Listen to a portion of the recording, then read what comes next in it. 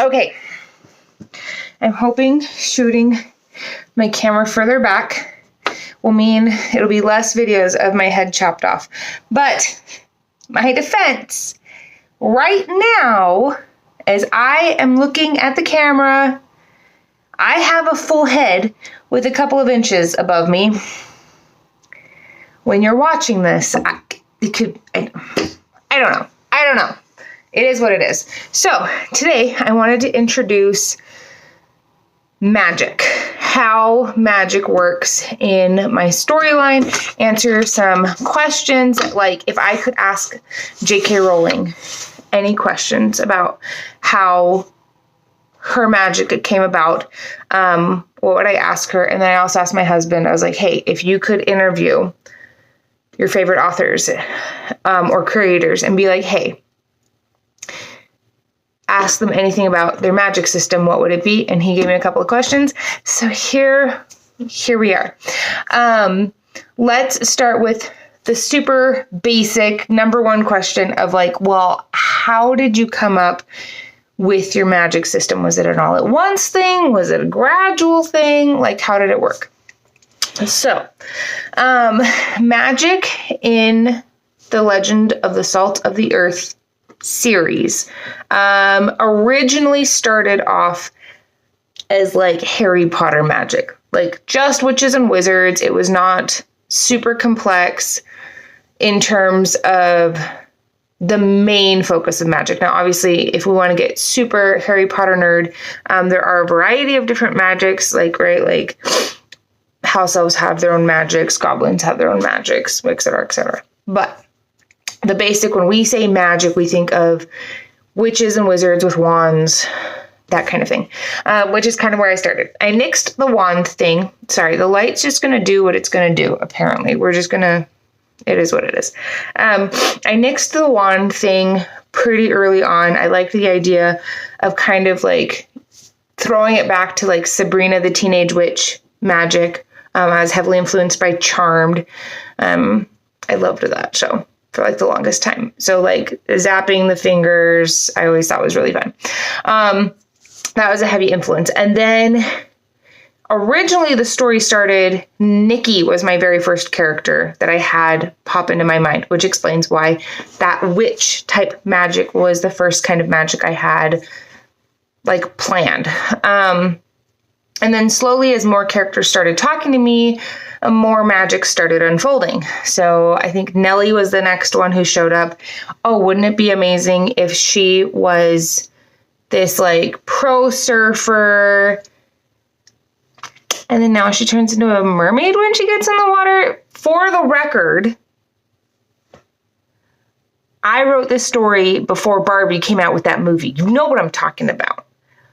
For the record. Now, technically, my book was published after, but I got the idea first. They just were faster at getting things out than I was.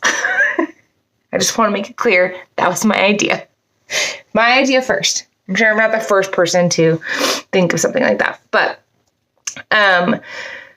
so I was like, okay, well, what does mermaid magic look like? Like, I like the idea of mermaids having magic. I loved H2O growing up, the Just Add Water with the Australian girls.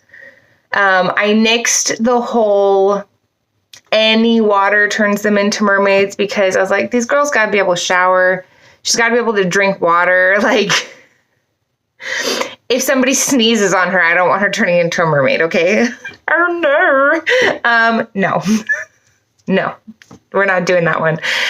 It's just ocean water. Just when she gets ocean water wet, and she has to get like properly wet. Like if she stands there, like there's a part where she's standing there with the water just lapping at her toes, and Nellie's fine. It's not like, oh, you got 30 seconds, you're going to turn into a mermaid. Like she has to like get into the water, and then it's, oh, she turns into a mermaid, like full in the water. And then the next one to show up was Emma. Emma was my next main character who started talking to me and like was like, excuse me, I have some things to say and I actually know what's going on, I will help them figure this out. And I knew that I liked the idea of her being a medium.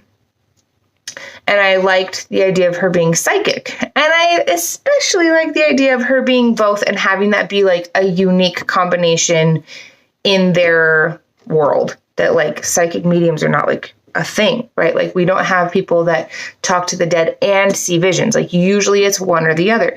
So I kind of like the idea of having both. So it was definitely a gradual thing. And then slowly as more characters kind of came in, more and more kind of magics were coming in. So which brings me to the second question of how much of your system is like original, like pulled it right out of my own brain versus how much of it is inspired by either TV shows or movies or pre-existing mythologies, like that kind of thing. I'm a big believer, and I know this is probably a, what's it called? Not unimportant, uncommon, unpopular. It's probably an unpopular opinion, but I am a big believer in the fact that none of us are the original creators. We are all reorganizers. For me personally, that concept takes the pressure off of having to be original because actually I'm not. I'm taking things that already exist in the world and just reorganizing them into something different. In the same way, a baker does not make the flour. Like even if you are cooking the most scratch ever, right? If you are like growing your own wheat and harvesting your own wheat and grinding your own wheat to make the flour, you still didn't actually make the flour, right? Like you didn't like make the flour. You had to take it from somewhere else and just reorganize it into something new. You have to take the flour and the sugar and the baking soda and the chocolate and all the eggs and the oil and the fat and all the things, and you mix them all together and you cook them and then they become brownies, right? That's how I view creating in all forms, is that I am taking things that already exist, whether that is concepts and ideas or literally the alphabet and words, and rearranging them. I did not invent any of the words I'm using. Even adding K onto the end of magic, I'm not the first one who ever did that. And so all of it is inspired by something else. I really like the idea of having my magic system and the lore of my magic explain all the other magics, explain all the other, so this idea of like, I'm trying to think of an example. So for mermaids, for example, right? Like somebody could say, oh, well, you're just stealing the concept of mermaids, which public domain, not real.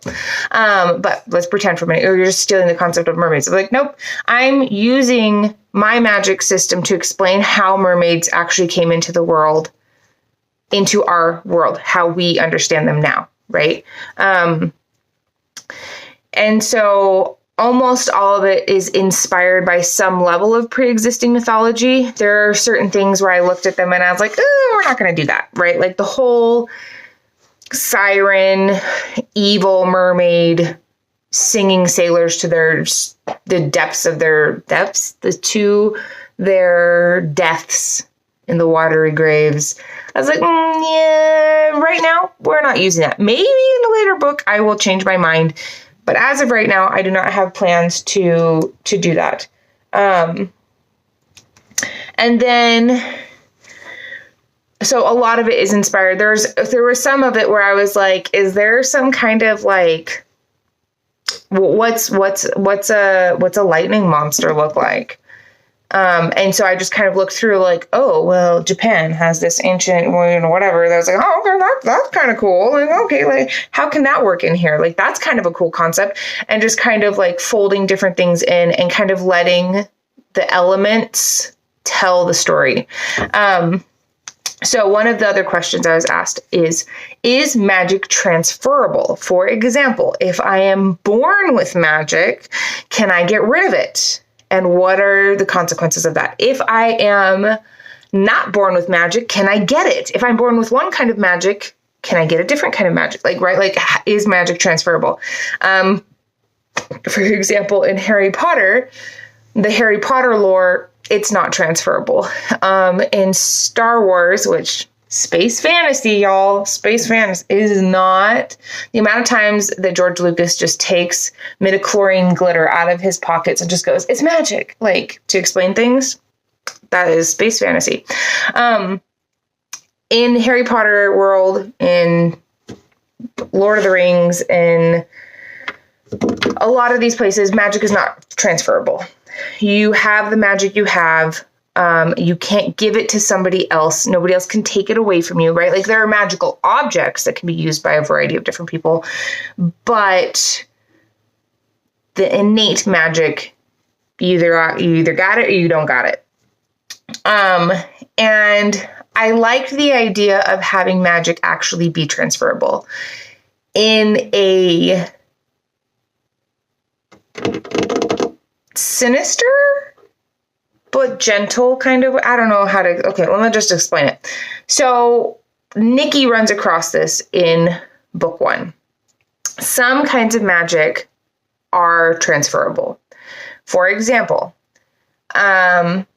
when, and you find this out pretty early on, so I'm not ruining anything. Nikki wakes up on her 18th birthday and all of a sudden she has magic powers. She's like, excuse me, did somebody forget to tell me something? Because I don't remember having magic powers when I went to bed last night, and I have them today, and I don't understand why. Come to find out, over the course of time, she was born with magic, and her father bound her powers when she was a baby. Mama didn't know. Mama found out when she was like 2, and then was like, oh, yeah, felt that. Freaked out big time, but you read my book. But as parents, they had the opportunity to bind her power, as her father had the opportunity to bind her powers until she became an adult, and then she had to make the choice for herself. She could, in theory, undergo a ritual that would strip her of her powers, and she would live the rest of her life as a normal human being. Now, I haven't decided, it's never come up where it's been necessary in the book to run through the consequences of that for future generations. Would her children be magical, or would stripping her of her powers end her magical line? And the only way to reintroduce magic into her line is to marry somebody else who also has magic powers and reintroduces the magic. I don't know. I've never really thought that much about it. I kind of like that second one for hey, listen, if you remove this, you're not just removing it for you, you're removing it for generations of people. This is not a decision to be taken lightly. Now, Nellie, on the other hand, discovers she turns into a mermaid and is not pleased even a little bit. She is big time pissed off with the whole thing. This is going to ruin her entire life. And she actually wants to get rid of her powers. She wants to remove part of this heritage. And her uncle is like, yeah, bro, you can't do that. This is biologically part of your physiology. You can't. In a later book, you will discover that her powers can be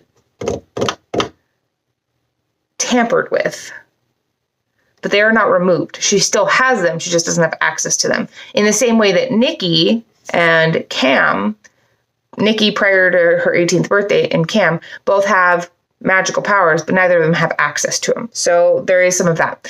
And then powers there are certain magical objects that can pull the powers from a person and transfer them to another person, which you'll find out about more in another book that I won't tell you because I can't remember which one it is off the top of my head. The story has a tendency to kind of smush together in my brain, especially the last 3, because I know the first story really, really well because I've read it a million times.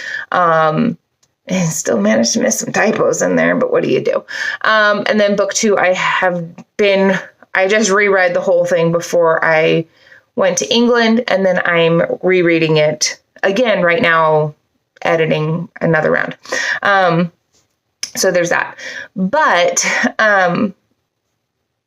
yes, they can be transferred, but also some can be given up. Some are more easily transferred than others.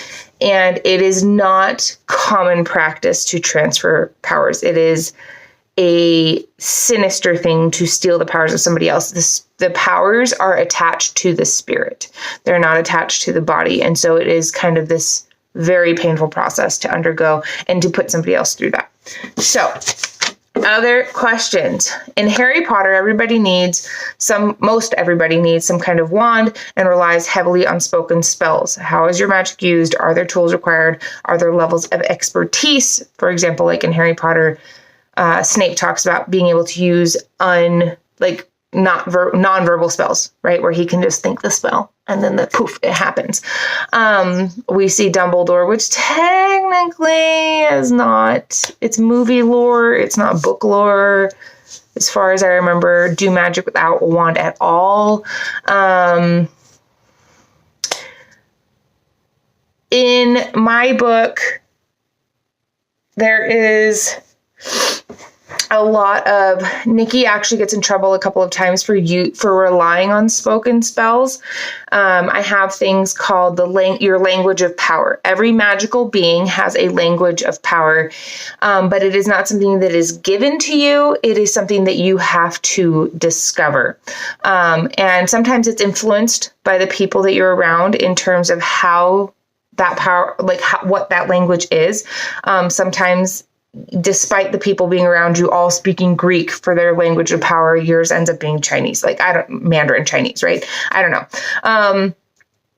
But it is a combination of thought and practice. There are words, there are token, spells for, if you're going to do this is the spell you want. But one of the things that Nikki specifically is taught over and over and over again is it can be dangerous to rely on specific known spells, because one of a witch's greatest attributes is her ability to, come on, brain, you can do it. Change, her ability to adapt. Adaptability, that's the word. It's her ability to adapt to a situation and to be able to go regardless of whether or not she can find the words. And you'll find later there are times where being able to speak words is not an option. And so being able to access your magic, not just through speaking, but also to focus on it and think through a thing and have that happen, ends up being really powerful for them. There are levels of expertise in the sense of experience.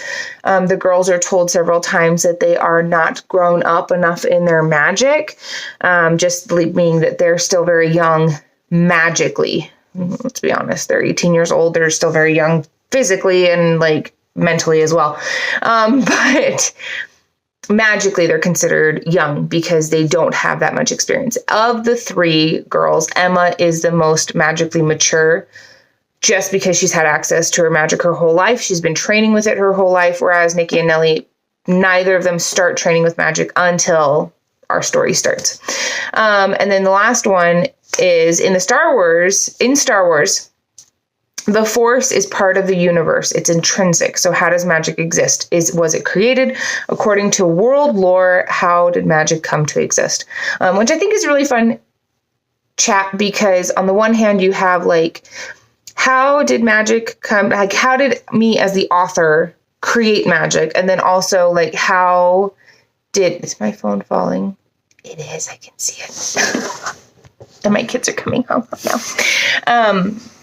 How did I create magic versus what is the story in the world? What is the lore of how magic came to exist? And there's actually a really fun story to this that you'll read more about in book 3. You'll find out all about how exactly magic came to be, but I won't spoil it. But for now, I will say there's the occasional clue in book 1, but it does have lore. For the longest time, I would joke, and I still will make this joke, that I don't want to explain things. I just want to grab a handful of glitter out of my pocket and like throw it up in a rainbow. And when people say, well, how does this work? I just go, it's magic, and then run away, because I write fantasy and I don't want to explain it. Whereas my husband writes science fiction, and he's like, oh, well, the science of this is this and this, and like all the smart people stuff. And I'm like, it's magic. Here's glitter and peace. I'm gone. But I found in the course of writing this particular story, actually, I did need to have answers for this. And so I created a whole lore about it. And I'm pretty pleased with it, if I do say so myself. It's kind of its own creation story of how things were created, and not just magic, but also mortals and the world as a whole. And so you'll get to read about that in book 3 in 2026. Right? Yeah. 2024 is this year. We did book 1, 2022. 2025 is next year. We'll do book 2. 2026 is book 3. Okay. I think that's it. If you have more questions about magic, if you're like, hey, you said you were going to talk about all the magic and you did not even talk about this thing, comment it down and I'll make another video, because I actually really like talking about these things. It's really fun. So I'll see you next week or tomorrow or whenever. I don't know. Next video.